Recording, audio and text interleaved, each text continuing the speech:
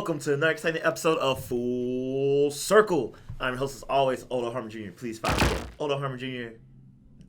I'm just gonna make it. You're just gonna add it to your Twitter handle. I'm just gonna do it. Yes. And I am Jared Fradette. You can find me at toonvelo.com.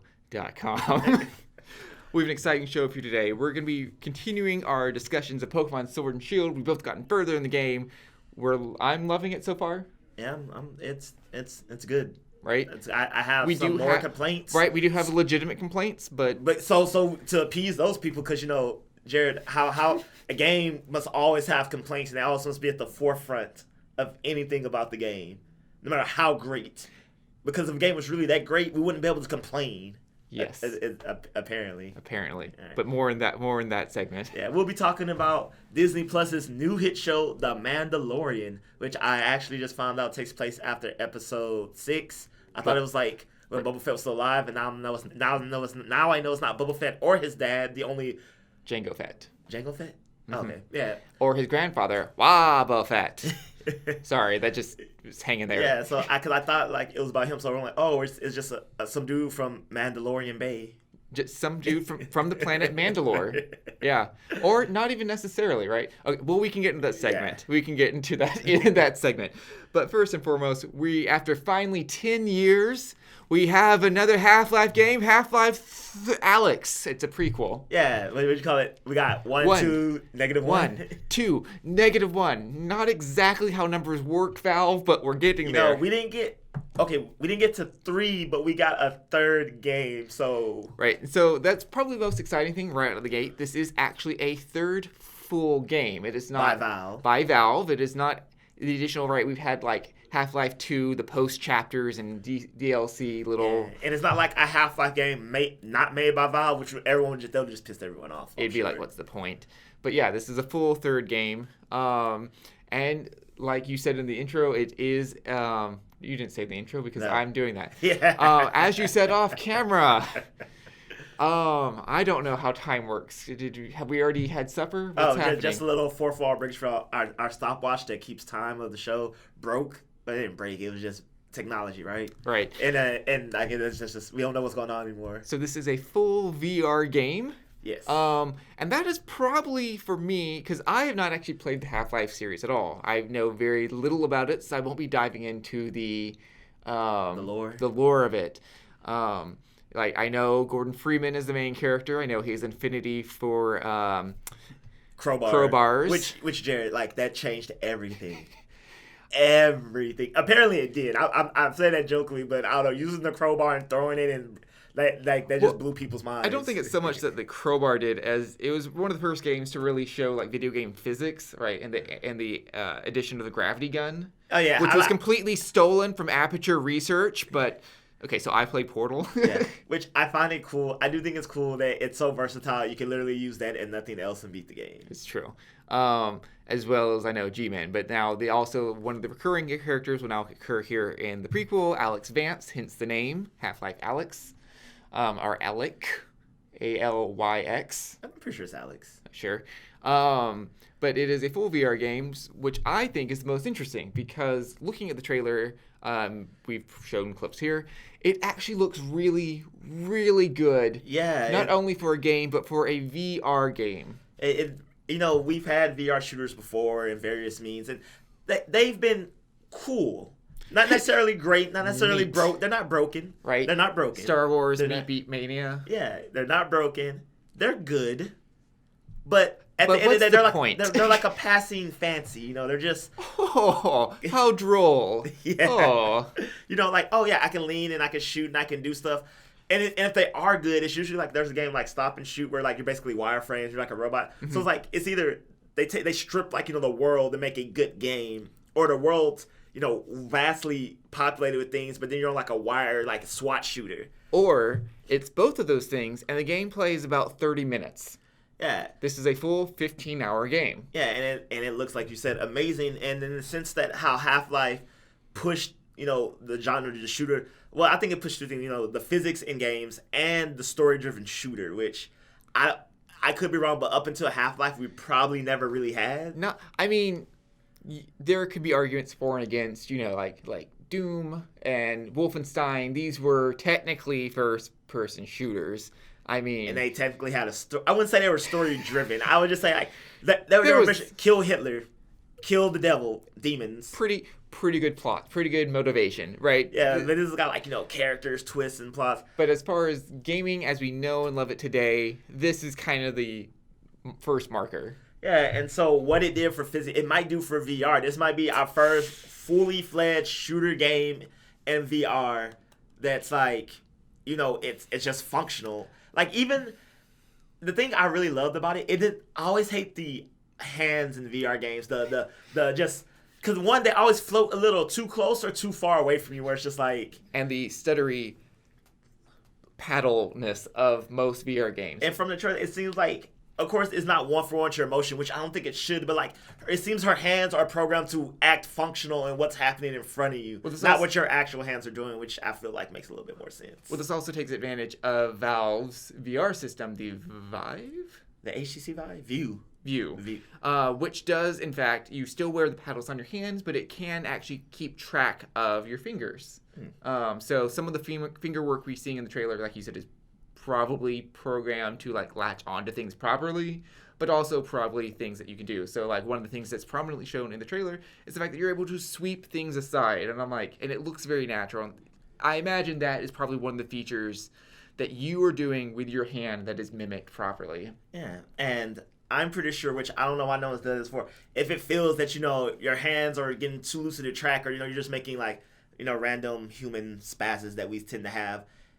Just don't do it. Just like lock the hands in a position, or just have them into like some type of loop animation. Oh, right. Well, I was gonna say like in the trailer you don't just see like hands perpetually floating here. Like when she's not using them, they're not on screen. Yeah. Which I'm like, good. I don't need that. Yeah, and I actually enjoy like when she reloaded and stuff, like how like it looked. They found a nice balance of telling that like, yes, these are a representation of VR of your hands, but also the game still looks and functions like a game. Right.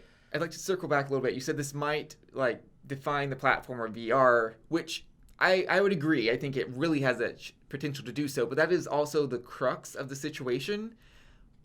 Will people actually go out and buy, one, an expensive VR set, and two, upgrade the computers in an expensive way to handle the VR set? And this, right, it's still a cumbersome system. You still require basically, I mean, they've said that there will be both. You can play in full room mode or stand-up, sit-down mode, but it's still cumbersome. So here's the thing. So they didn't make any promises, but Valve has officially gone on record saying that depending on the success of this game, they may, decide. I'm like, which is also a terrible thing. Like, you should not. Hey, if you actually would like Half-Life 3 or Portal 3 or anything 3, maybe you should wink, wink. I'm not a fan of this sort of quid pro quo. Oh, I see what you did there. Nice, okay, nice. Put that back in the box. But I mean, ultimately, it could be like, think about it. Half-Life 3 is one of those gaming things that's never going to happen. It's the unicorns of the gaming world, like Half-Life 3 and what's another thing I'm trying to think is on that level of like it's never going to see the light of day.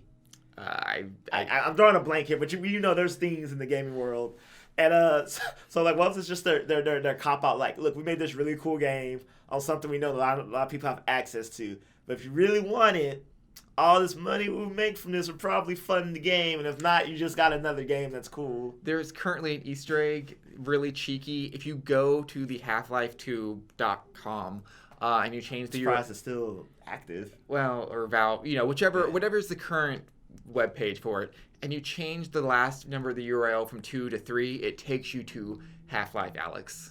Oh. Yeah, so it's like I respect things like that. I don't know. I mean, I normally would, but like we said, this teaser is a little upsetting. Yeah, or I mean, honestly, I think if it does well and they really just have plans to make 3, I'm pretty sure they'll release it as a non-VR game, like its own. Unless VR makes it and suddenly everybody owns one. But again, Half-Life has always predominantly just been a PC game, so maybe like if you're gonna play Half-Life Alyx, maybe you are just gonna have a high-performing PC anyway. Because to my knowledge, Half-Life 1 and 2 were only on PC, right? I believe so, right? Because one of the reasons I was able to play Portal was that it was released on the Orange Box, which is, of course, released on PlayStation. Yeah. Where I don't think Half-Life was a part of the Orange Box. Yeah, it was Team Fortress. Maybe? I don't remember. My point is that Half-Life has always been predominantly PC only. So maybe their mindset was Half-Life Alyx was already made to run on PC, on a high-performing PC, so the VR kit would just be like tacked on to something you technically maybe already was going to use to play the game anyway. Well, maybe. I just wanted to add, for people who only listen to us via audio, if you're ever curious, I do actually put fact-checked corrections visually on the YouTube video. So we will have computer specs and the Orange Box specs listed here. Yay. Speaking of things listed here, an infinite number of things listed on Disney Plus. One of the things is The Mandalorian, the actual first live-action TV show for the Star Wars franchise. Really? Yeah, the only other TV series has been the Clone Wars. So all just anime, so the Clone Wars, Rebels. Rebel Alliance, yeah, all of that was some sort of CGI or animation. I'm upset that the Clone Wars are there, but the miniseries isn't, because I still feel to this day Clone Wars the miniseries is probably the best Star Wars. Is it not on Disney Plus? I haven't seen it. If it is, I was looking for. I was you're searching through infinity here. It's a little difficult. Well, because they have you can go Disney, Nat Geo, Star Wars. You can. They should have called it Disney Infinity, and the little infinity could have been Mickey's ears. Anywho, you missed a branding opportunity, but. Yeah, so I went to the Star Wars section, and I, to my knowledge, I searched through every Star Wars programming they had under there. Maybe they're still busy uploading things. This is true. It's still. This is true.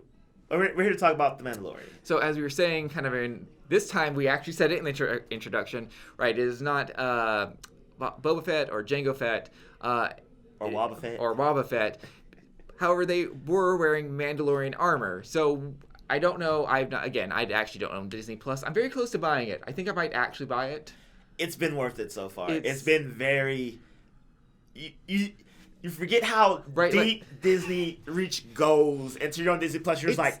It's not that I forget how much it is. You've just heard my rants before about not wanting to buy into this. Yeah, but the fact that it's only $7 a month or $70 for the year, I'm like, that seems pretty good.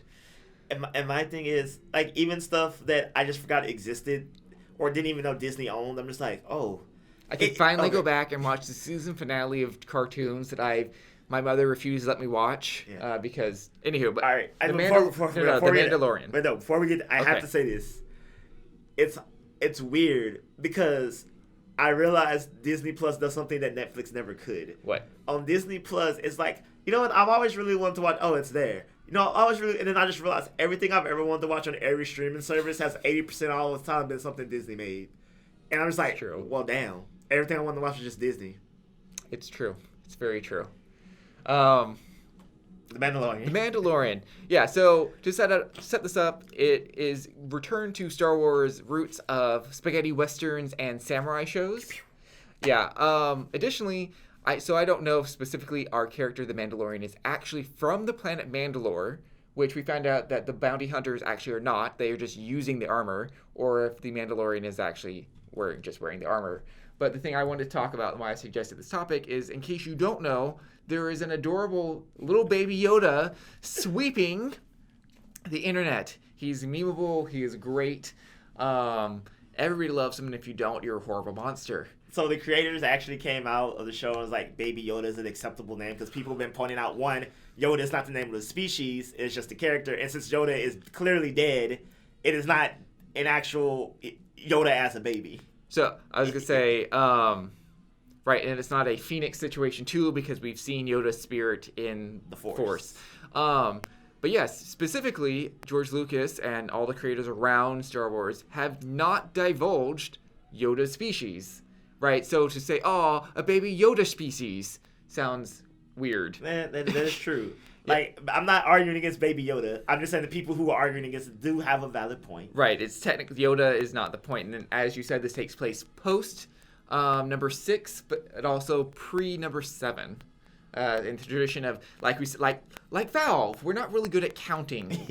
What order do these come in? 4, 5, 6, 1, 2, Clone 3, 7, 8... Mandalorian 9, and then there's a second live-action show ready to come out at some point. My thing is, I love the addition and subtraction of an S from titles. So, It's like eventually we'll get to Star Wars Episode 10, and then the next movie is just Star War, and it's like so we have Star War 2. Oh my god! Because games do that. Specifically Resident Evil. Resident Evil is good at that. Resident Evil is very good at like.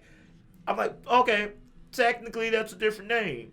It has an S. Doesn't have an S. There's a 7 in evil. Because it's spelled like. Yes, but yes. So I had a hot take that I stole from Tumblr about Baby Yoda, right. And it's the fact that like yes, while he's adorable, would he technically just look like a tiny Yoda? Because like Yoda is supposed to be like almost like a millennial old. Yeah, like, he was like forever and a day old. Right. It's like if you took like Larry King like as a base model for what humans look like Bernie Sanders, and just like baby humans. Shrink it down. Yeah, they've got little fringes of hair on the side. They wear tiny glasses. They got round faces, but they walk like this too. I'm like, not really. That's a great point. But it might look differently. There was one theory I saw, and so here I'd like to ask you here in a second, like what you think a Baby Yoda would look like. So one of the pitches I saw was, what if Yoda didn't just go bald? What if he went bald everywhere? Like, the species might look more like Wookiee, and just over the course of their lifetime, they just lose hair. They lose hair. Yeah.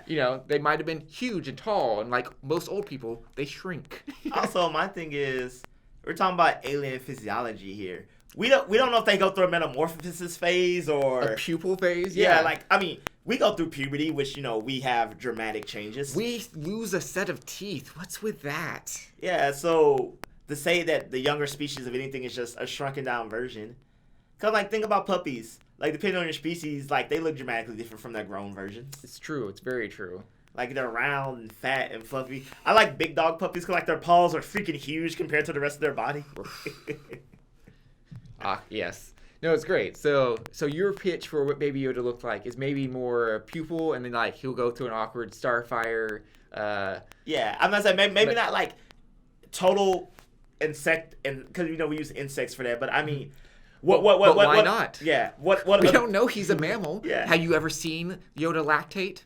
Well, I'm saying, but they may go through a transformation where kid versions of their species and adult version of their species maybe aren't night and day, but there's a clear, distinct physical difference in them. Right, I like that. Speaking of things changing and going through different phases, Pokemon. Damn, Woo! Jared, you are on it today, sir. Thank you. You are on it. Right, so I've gotten further through the adventure. I personally just beat the Rock Gym. Ooh, what number is that? Oh, 7? No, 6. 6. Okay. I'm just about to fight Bay, who's number 4, who's a total Bay. It's not B? I don't know. B-E-A? I would say B. Bay would be B-A-E. B. Is it B? Like B from the Golden Girls. Oh. She's got the gray hair. Wait, is it B-E-A or B-A-E now? I think her name is spelled B-E-A. All right, so B or Bay. When two vowels go walking, the first one does the talking. B. But I'm saying, if it's spelled B-A-E, then it's Bay. Yes. Now, see, this is weird because when you switch the letters, they both make words. All right, I've gotten to the fighting lady. If you have sword, because she's only in sword. Right. The other one would be the ghost type gym leader, and I forget his name. Alistair? Connor. Alistair. It's 100% Alistair. I immediately knew I was wrong and conceded the point. All right. So other things I've discovered as I've gone through the game that I really, really like, because we do likes first and then complain. I don't know, that's not the format. Whatever. Is that Hop. I've seen people complain that they don't like Hop, as he seems indecisive and keeps flipping things around. No, from the story, he really has grown as a person. He's gone through. I like that. Yes. Okay, let me put it like this. What they're saying, Hop is what Hal should have been in the last game. Because Hal's like, I got my ass whooped, but I had fun. Yes, exactly. And then at the very last second, he's like, man, maybe I should care about my Pokemon because they're always getting kicked and they're trying for me. And then one battle later, he's just like, oh, but we had fun. Exactly. Well, I was going to say, additionally, besides the actual personal character growth of Hop as a character, he actually seems some of the most realistic person as a trainer in here, right? Because he's actually doing what I, as a person in real life, is doing. Okay, let me work on my team. Oh, that doesn't really work. Let me switch out the Pokemon. Does this work as a team? That doesn't really work as a Pokemon. And it keeps He's evolving as a and besides the fact that it makes sense, like for a person to be tinkering with their Pokemon team. I also just like it mechanicalistically because like I don't know what's coming every time I face him. Right? Like I'm glad I don't have to face his Wooloo for the 17th time. I'm just like, oh, you got that dragon Pokemon. Oh, whoops. And since we're on Hop, so the other two rivals are just story characters in the game. They're very one note, one off, unimportant. Mm-hmm. That would be my complaint. They're running the mill like I'm the bad guy, I'm the antagonist. I'm so much better than you, even though I've always lost and you've never even fainted a single one of your Pokemon. Okay, BD, whatever. But the Hop so this is not a spoiler. He's really obsessed with his brother being the champion, and like any little brother probably would in such a battle crazed land. But there's moments where it's like, why do I need to be like my story is not his story, right? And and like unlike your other rivals, he loses and takes it in stride, and he grows. And it's just like it's not like, hey, see you later, loser. It's like no, like. He is actively, and I respect the friendly rivalry because the other rivals, like you beat them stuff, like he acknowledges that he lost. He acknowledges like what he can do better. Like I've never lost to him. I'm pretty sure even the flavored text would change to something appropriate. And this, I'm just gonna since this is gold. My complaint is I love flavored text during battles with trainers of note. It really adds a nice like oh, I see you learning matchups. So like, ooh, I got the critical hit, but the lack of voice acting is jarring because you see them moving, and I feel like even if the voice acting sucked, I feel like it will still be better than what it is now. Yeah, it really like right, because this is actually also the first. I believe this is the first Pokemon game they've ever bothered to actually animate their mouths, them talking. Yeah, which gives this sort of eerie, like you said, disjointed, disconnected look and vibe to it. So it's a little creepy there. They should probably work on that. Yeah, so I would prefer we had bad voice acting or limited. Similar to like Breath of the Wild. It's like, okay, maybe not everyone's the greatest, but it definitely added a nice little upgrade. Like I wasn't a fan of Zelda. Everyone else, Zelda and Impa were like Impa was just too like, I'm an old lady. But Odell, she's a wild princess flower who can only grow out in the wild. She can't be grown properly, cultivated in an enclosed environment. Didn't you get the heavy-handed metaphor with that flower that they kept bringing up? Well, I will say this: all the champions were voice acted wonderfully, and my only complaint was Mempha, who was voice acted, but they should just turn the volume up just a little bit. A little bit. But we're not talking about Zelda champions. We're talking about Pokemon champions. Yeah. So one of the other complaints that I have is a very recent complaint that we've all experienced recently. Yeah. So it was so kudos to Pokemon that day one the servers worked flawlessly. Yeah, and for I say the first initial week. Right. But now we're starting to hit some limitations. I don't know if it's too many people are on it now or they just haven't. Maybe they ramped it way up for the release, expecting things, and then they went, we don't need that much now, so they turned it down, and now we're in the growing. Yeah, I'm literally expecting between actually airing of the show and this recording that either they're going to release a patch or going to be informed of a soon coming one, because it went from like kind of spotty to now like I feel like it's just down. Yeah. But these things happen. Yeah. But like I said, the first week it worked flawlessly, and now I'm thinking they're probably running some limitations, but you can still do it. It was to the point where like I had to stop myself from doing it to continue my adventure, and now it's like I'll check, and then I'll keep going. Right. So now I guess we can enter further complaint territory. Yeah. Other complaints I've had is the game overall. My progress through the game has felt stilted.